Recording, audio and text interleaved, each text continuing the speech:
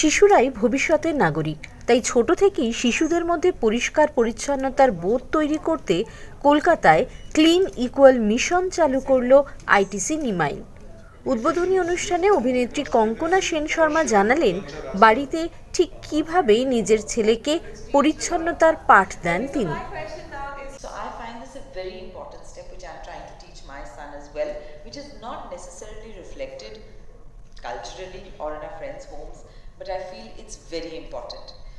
So simple things are there, like for example, his plants, there are a couple of plants in his room, in my son's room. I keep bringing up my son because this is how I am integrating this into my life, which he's responsible for, keeping his bathroom clean, keeping his plants alive, which is not the easiest thing. Yeah. So every morning, watering his plants, making sure they are getting sunlight, keeping his clothes in the laundry hamper. I still haven't started with the washing machine and dryer, it's taking time. I found the lockdown a very useful time for this. Because really in the lockdown, they had no option. They saw us doing everything, they also started doing everything, And even though, some things you expect your child will pick up because those are the values of the household, you never know what is coming in from the outside. For example, I never taught my son that pink is a girl's color and blue or green is a boy's color. But this has come. So as a child, he was very interested in cleaning up and okay, you're doing this, I'll also do this, come we'll do this together. And then little things came in from outside. No, Mama, I don't want to wear pink. I said, where is this coming from, But it's the environment around you, it's not the parents alone. As a community, as a society, we have to do it. We have to do it in terms of media. We have to do it in terms of our homes and our parents.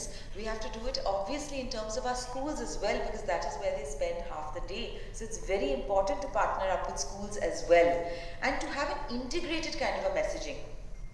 When I was talking to Mr. Srinivasan, I was saying, Arey, how come there are no men in this cleaning thing? And he said, you explained it so nicely, that we are creating tomorrow's men, so to speak. Because the conditioning is such that all the children are saying that yes, my mother's cleaning up, and we are saying yes, please help the mother. Where are the fathers? What are they doing? Now my older sister has lived abroad, I think since 1989, when she went abroad to study. And she's been a homemaker. So whenever we visit, so we all go, once a year or something, we go and visit. So for my son, initially it was a bit of a shock, because he was like, again we have to clean, again we have to wash the dishes. And even his father's siblings, they live abroad, so he's been abroad a lot. And this was a bit of a culture shock, because we live here in a very privileged environment. Even though mothers and fathers may be working, we also are very privileged, and most of us have some kind of household help, often female, So our empowerment is coming at the cost of, other perhaps slightly disenfranchised women. So when we went abroad, his first question was, oh, again we have to wash dishes. I said, but again we're eating, no? Every time we eat, we have to wash, we have to clean up. And we keep our children so busy. Full day they're in school.